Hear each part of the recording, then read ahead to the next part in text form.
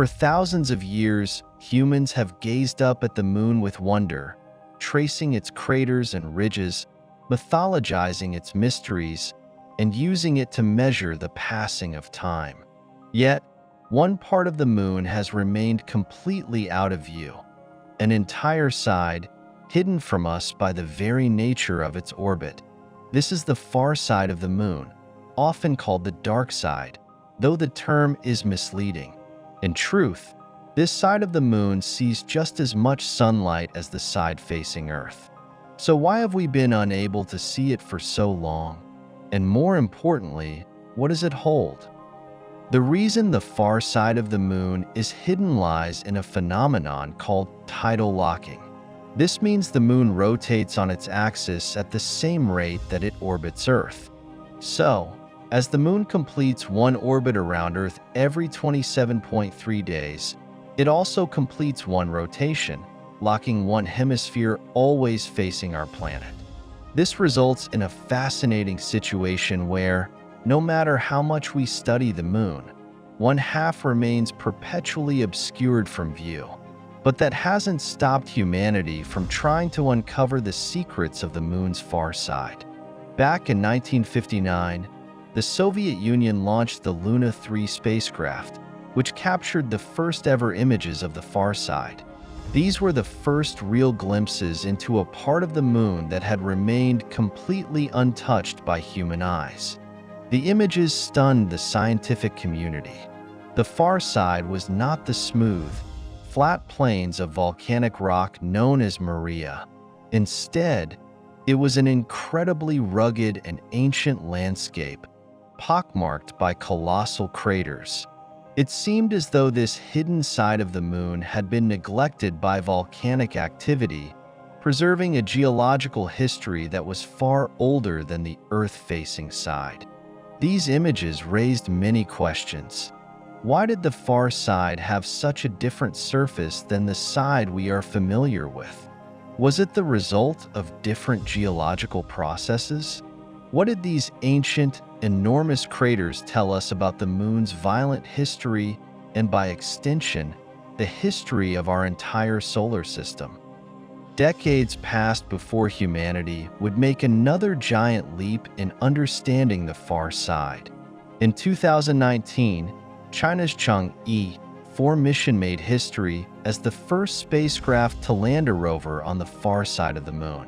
Chang'e 4's landing site, the South Pole Aitken Basin, is one of the oldest and largest impact craters in the entire solar system. This site, along with the rover's advanced scientific instruments, offered scientists an unprecedented opportunity to explore and study the far side in ways never before possible. The Chang'e 4 mission wasn't just about landing a rover. It was about peeling back the layers of the moon's ancient past. The rover sent back thousands of images and tons of data, revealing not only the far side surface features, but also offering new insights into the moon's internal structure, mineral composition, and its geological evolution.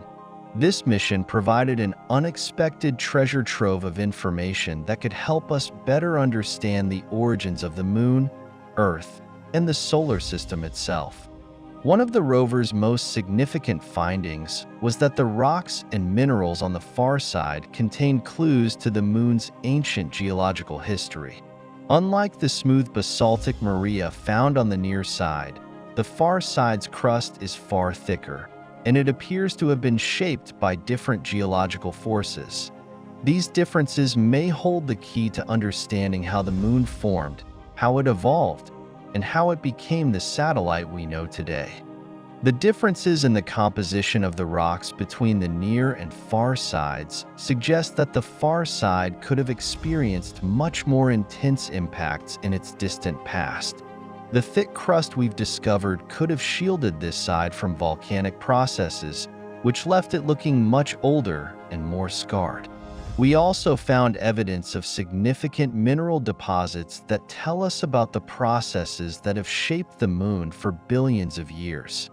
The far side of the moon, with its thick crust and ancient craters, provides scientists with a direct record of the late heavy bombardment, a period over 4 billion years ago when the inner planets, including Earth and the Moon, were subjected to a brutal wave of asteroid and comet impacts. These violent events are thought to have profoundly shaped the solar system's planets and their moons, and the far side of the Moon may be the most intact and preserved record of that chaotic period. By studying the craters on the far side, especially those in the South Pole Aitken Basin, scientists have the opportunity to study the physical evidence of these impacts, some of which are believed to have been so violent that they could have ejected material deep from the Moon's interior. This makes the far side a potential treasure trove of lunar material that could provide unprecedented insights into the internal composition of the Moon itself. But the Moon's far side isn't just a relic of the past. It is also a prime location for cutting-edge scientific research in the future.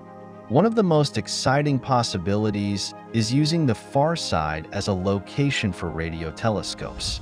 The far side is shielded from the electromagnetic interference of Earth, making it an ideal spot to study the universe in its purest form. Placed on the far side of the Moon, a radio telescope would be free from the constant noise of Earth's radio transmissions, allowing it to capture signals from the deepest reaches of the cosmos. This could provide us with a new way to study the universe's early history, from the first light after the Big Bang to the mysterious phenomena of dark matter and dark energy, forces that continue to baffle scientists. The far side could also serve as the site for humanity's first permanent lunar base. Shielded from the interference of Earth's communications, it would provide an ideal environment for scientific research and experimentation. With growing interest in sustainable space exploration, the far side of the Moon could play a pivotal role in humanity's journey to the stars. A base on the far side could serve as a testing ground for the technologies needed to live and work on the Moon and beyond, technologies that could one day help us establish a human presence on Mars.